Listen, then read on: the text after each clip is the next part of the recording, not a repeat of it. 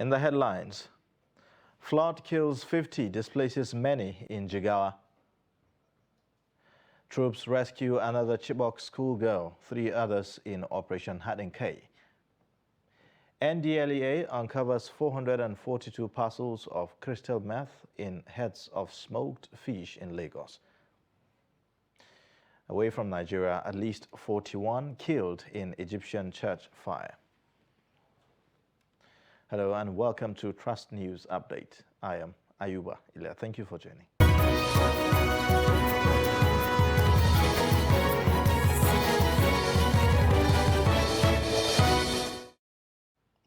And now the details. 50 people have died, with many displaced as flood ravages parts of Jigawa state. Addressing journalists in Dutse on Saturday, the Executive Secretary, State Emergency Management Agency, Sani Yusuf, said the flood destroyed thousands of homes in the state. He stated that the situation forced Jigawa residents to take refuge in other places, which include government buildings. Some of the victims are drawn from Balangu village, where no fewer than 237 houses were destroyed, with 4 people dead. As part of federal government's intervention efforts, the Minister of Humanitarian Affairs, Sadia Umar, visited the northwestern state to distribute relief materials. In his remarks, the Jigawa State Governor, Badaru Abubakar, commended the federal government for what he described as quick response to the incident. Troops of Operation Hadinke operating in the northeast region have rescued another Chibok girl and 3 others abducted by Boko Haram terrorists over 8 years ago. In a statement on Saturday on its Facebook page, the army said that the victims were rescued by troops of 21 Special Armored Brigade, Sector 1, Operation Hadinke, at Bama local government area of Borno State. The Chibok girl, Aisha Grema, was received by the President, Nigerian Army Officers' Wives Association. Salamatu donated relief materials and financial support to the newly rescued abducted Chibok schoolgirl, Aisha Grema, and the 3 others at Maimalari Military Cantonment, Maiduguri. Men of Osun State Police Command have arrested a 22-year-old student of Federal Polytechnic, Ede Akintunde Olani, for allegedly burgling shops in the community. Akintunde was arrested by the Anti-Vice Intelligence Squad of the Osun State Police Command. The police public relations officer in the state, Yemisi Opalola, told Trust TV's Hamid Oegbade that some of the items stolen by the suspect were recovered from him. She added that some of his victims have identified their properties among items recovered from the suspect. In an exclusive interview with our correspondent in Osogbo, the suspect confessed to the crime.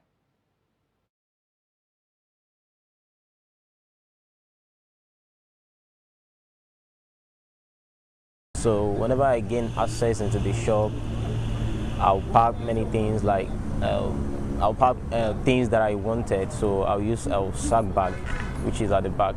So after using a sack bag, I carried it on my own.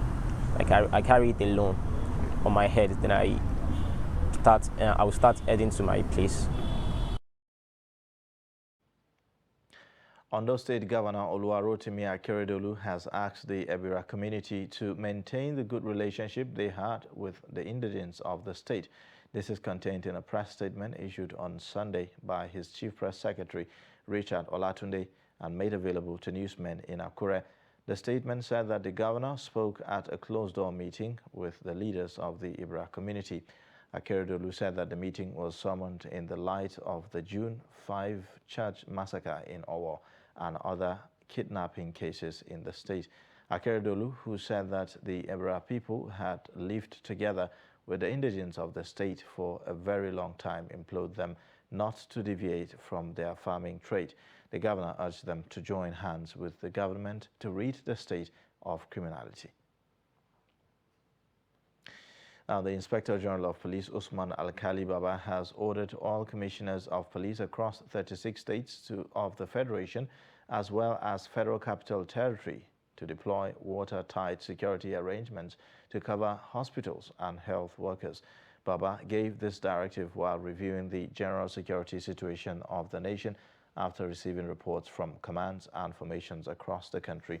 Spokesman of the police, Olumuyiwa Adejobi, who disclosed this through a statement released on Sunday, said that heads of police in the state were also directed to ensure schools and other critical national infrastructures in their domain were secured. The police chiefs specifically ordered the commissioners of police to ensure that there were regular patrols, stop and search operations, raids and show of force by tactical commanders to clamp down on pockets of crime and criminality being recorded in some states of the Federation. And now on political matters, National Chairman of the ruling All Progressives Congress, Abdullahi Adamu, says he is optimistic that the crisis rocking the party in some states will be resolved before the 2023 general elections. Speaking in an exclusive interview with Trust TV, Adamu said that the APC is working to win the 2023 general elections, adding that reconciliation is always a work in progress. Speaking on the performance of the administration of President Muhammadu Buhari, Adamu said that the infrastructural development taking place in the country has not taken place over the last 20 years until Buhari came. He said that the government is doing as much as the present circumstances allows it to do. Socio-Economic Rights and Accountability Project SARAF has urged Chairman of the Independent National Electoral Commission, Professor Mahmoud Yakubu, to give 7 million Nigerians who have carried out their voter registration online the time and opportunity to complete the process. It pointed out that denying a significant number of eligible voters the time and opportunity to complete the registration for their PVCs will impair the right to vote of those affected and deny them a voice in the 2023 elections. SARAF's message follows INEC's recent admission that only 3.4 million out of the 10.4 million Nigerians who carried out their pre-registration online completed the process at a physical center, representing just 32.8% of those who started the process. SARAF Deputy Director Kolaole Oluwadare stressed that the right to vote was not merely the right to cast a ballot, but also the right to be given the time and opportunity to complete the registration process so that the right could be meaningfully and effectively exercised. The civil society organization therefore threatened legal action if INEC did not reverse itself on its decision to close the continuous voters registration. Now, Sako Shed of the Murtala Mohammed International Airport Ikeja, Lagos, has witnessed increased illicit drug activity in the last few weeks, and the United Arab Emirates seems to be the destination of choice. Officers of the NDLEA have uncovered no fewer than 442 parcels of crystal methamphetamine concealed in heads of fish. The anti-drug agency also intercepted 1.45 kilograms of cannabis concealed inside granulated melon and crayfish and packed among other food condiments. The report. Operatives of the National Drug Law Enforcement Agency (NDLEA) intercepted no fewer than 442 parcels of crystal methamphetamine concealed in heads of fish meant for export to Dubai. 32-year-old Paul Adekunle was promptly arrested upon the discovery that the 7 cartons he presented for export, weighing 11.90 kilograms, contained parcels of the dangerous drug wrapped in foil paper and concealed in the heads of hundreds of smoked catfish. The anti-drug agency also intercepted 1.45 kilograms of cannabis concealed inside granulated melon and crayfish and packed among other food condiments going to Dubai, arresting 39-year-old freight agent Ajishefini Latif, who presented the cargo for export at the Sako Shed. Away from Lagos, anti-narcotic officers at the KANO Ibiam International Airport, Enugu, arrested 50-year-old Victor Gbegbuna following his arrival from Addis Ababa, Ethiopia, on board an Ethiopian airline flight. Gbegbuna had ingested 77 pellets of cocaine and passed out the illicit drugs in 8 excretions spanning 4 days. In Kaduna, 3 suspects, Saifullah Hisani, Salisu Nephew and Abdurazak Mamma were arrested in Zaria with 1,112,350 tablets of tramadol weighing 38.3 kilograms. While in KANO, a female drug dealer, Sadat Abdullahi, was nabbed with 541 blocks of cannabis weighing 245 kilograms. Chairman, Chief Executive of the NDLEA, Muhammad Buba Marwa, commended the officers and men of the agency for the seizures and arrests and urged them to always stay a step ahead of the drug cartels. The federal government has given Dantata and Sao Construction Company a December deadline for the completion of the KANO Western Bypass Road construction being handled by the firm in KANO State. Minister of State for Works and Housing, Umar Ibrahim El Yaqub, gave the ultimatum Saturday while inspecting the 26.6-kilometer dual carriage road. He lamented that the work has been progressing slowly, adding that it must be completed before the end of the year. Earlier, representative of the project's engineer, Kasimu Maigwandu, lamented that the rising inflation, especially in the price of diesel, was the major challenge hampering the work. He, however, said that the present 71.18% level of completion, the company was confident of delivering it before the given deadline. We'll now take a short break. The news continues after the break. Please stay with us.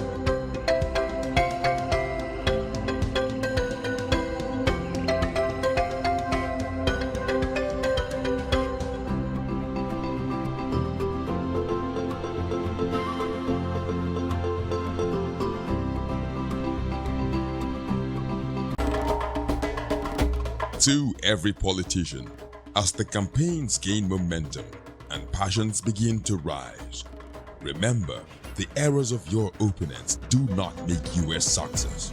Do not run down your opponent and inflame passions to violence between and among your supporters. What counts is what you plan to do for the electorate and how you intend to relieve the sufferings and bring succor. Nigeria is in dire need of patriotic leaders at all levels, leaders who will make national development their priority. Concentrate on telling the electorate what you intend to do when you get into office. Focus on making your vision clear to the electorate. Don't engage in verbal abuses, fake news or speeches. Keep dealing with issues that will bring progress. You win the hearts and minds of the people by being above board, by being civil, patriotic, and showing empathy. Let's join hands to make the 2023 elections peaceful. A message from the National Orientation Agency.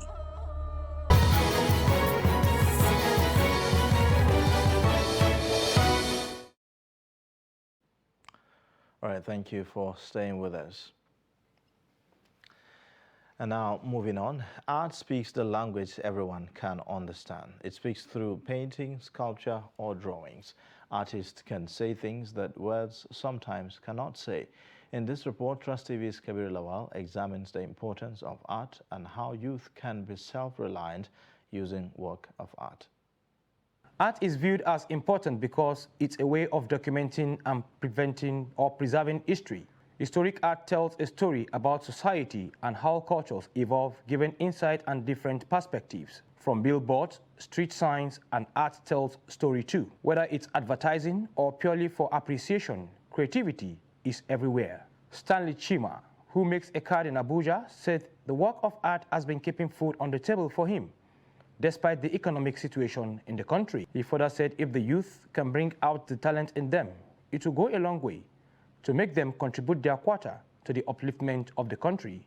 When I first learn about the card, I feel motivated about the work, and everything about it is giving me joy. The way we place our artwork, the way we place the artwork, I really like it. So I'm very motivated to do more, so that I will bring out the best I can. In this our country now, we will not rely on one source. The advice I will advise to my fellow youth is that they should look for handwork that will fetch them money, and they should focus on it. Stanley Chima also added that the art is a great way to calm yourself and decrease stress levels, calling on governments and well-to-do individuals to complement youth's effort to be more productive. The federal government should please and encourage we the youth that are looking for work to have something to survive, because some of our youth are on the street doing some kind of things which is not common. So I will advise the government to come outside and encourage us and create job opportunity for us. From these accounts, the importance of arts cannot be overemphasized in any given society. Kabir Lawal, Trust TV News, Abuja. The National Commission for Colleges of Education has nominated the Federal College of Education Technical Gombe for the implementation of Early Grade Reading EGR program. The Early Grade Reading program is to train teachers on how to teach children mother tongue and English language at the basic level. Ibrahim Ismail reports. Speaking during an assessment visit to the FCET Gombe, the Executive Secretary, National Commission for Colleges of Education, Professor Paulinus Chibok, said his team is satisfied by the level of preparedness at the FCET Gombe to kickstart the early grade reading program. Well, from what we have seen, we can see the readiness of the college to kickstart this project. We are very impressed with what we have seen, and I assure you that to go back and make our reports and send to the relevant authority in no distant time, the project will kickstart in this place, just like other ones. The Provost, Federal College of Education, Technical Gombe, Dr. Ali Adamu Boderi, assured to ensure successful implementation of the project. I want to seize this opportunity to show our appreciation to our able ES for finding us worthy to kickstart or to implement the EGR model program. In fact, I think we remain indebted to him. And I want to assure him the Federal College of Education Technical Gombe, we are ready. You have seen that we are ready to kickstart the implementation of the program. I want to assure you once again that we are going to support the program 100%. Thank you, sir. Dr. Jamil Munkaila is the Dean School of Early Childhood Care and Primary Education, FCET Gombe. We have a problem of reading ability or literacy as far as our education system is concerned. The problem is that we used to have children that finished their first school, that is primary school, but you will see them having difficulty in reading both English and the mother tongue texts. Somebody who has attended such primary school before graduation should be able to read and write in English language and his mother tongue. The Federal College of Education Technical Gombe is expected to start implementation of the early grade reading program in no distant future. Ibrahim Ismail reporting for Trust TV. Now, away from Nigeria, at least 41 people were killed and 14 others injured in a fire at a church in the city of Giza near Cairo, Egypt's Coptic church. An electrical fire broke out as 5,000 worshippers gathered for mass, causing a stampede. 15 fire engines were dispatched to the scene to put out the flames, while ambulances ferried the casualties to nearby hospitals.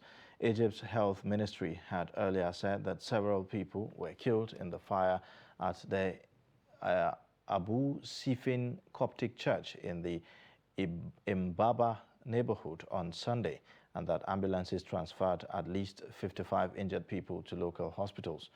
An initial investigation pointed to an electrical short circuit, according to a police statement. President Abdel Fattah el-Sisi had earlier spoken by phone with the Coptic Christian Pope Tawadros II to offer his condolences. We'll now take a short breather, and then when we return, the news continue. Please stay with us.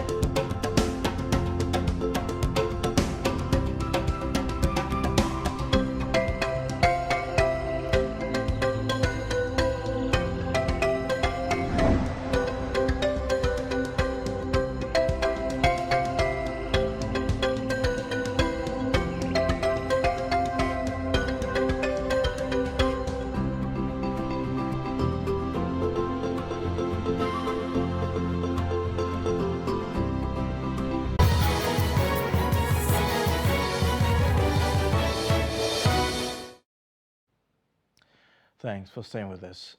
Now, at least one person has been killed and an unknown number of people are feared trapped in rubble after a strong explosion ripped through a retail market in Armenia's capital, Yerevan. Spokesman for the Yerevan mayor, Levon Saradaroyan, said rescue workers are working to pull people out of the rubble. There are fears that casualty figures will increase. According to the ministry relevant to emergency situations, the fires started where fireworks are sold. The Ministry of Emergency Situations said that there were 10 fire engines on the spot and 10 more were dispatched to the Surmalu market, located about 2 kilometers south of the city center. The cause of the blast is still unconfirmed. And in sports news, Manchester United boss Erik ten Hag cancelled a planned day off on Sunday after the 4-0 humiliation at Brentford. With no game until the visit of Liverpool to Old Trafford on 22nd of August, ten Hag had intended to let his squad have the rest of the weekend off. However, the manner of Saturday's loss prompted him to revise his plans. It is understood he was at Carrington early on Sunday to mull over the nature of a defeat that has drawn plenty of criticism from both fans and pundits. Now, former F1 driver Stoffel Vandoorne has clinched the Formula E title for the departing Mercedes team at the season's final race in South Korea on Sunday. Jaguar's Mitch Evans needed to win, and Hope Vandoorne finished no better than 8th, but the Belgian made sure of the title by finishing second to Venturi's Eduardo Mortara in show. New Zealander Evans had closed the gap to 21 points after winning from third on Saturday, but qualified only 13th for Sunday's race as he lost the title by 33 points. Mortara finished third in the Drivers' Championship, a further 11 points back, with Briton Jake Dennis sixth in the final standing after his podium finish in Sunday's race. And that's a wrap on Trust News Update. Watch more via all our social media platforms, and don't forget to subscribe to our YouTube channel. I am Ayuba Ila. Thank you for watching.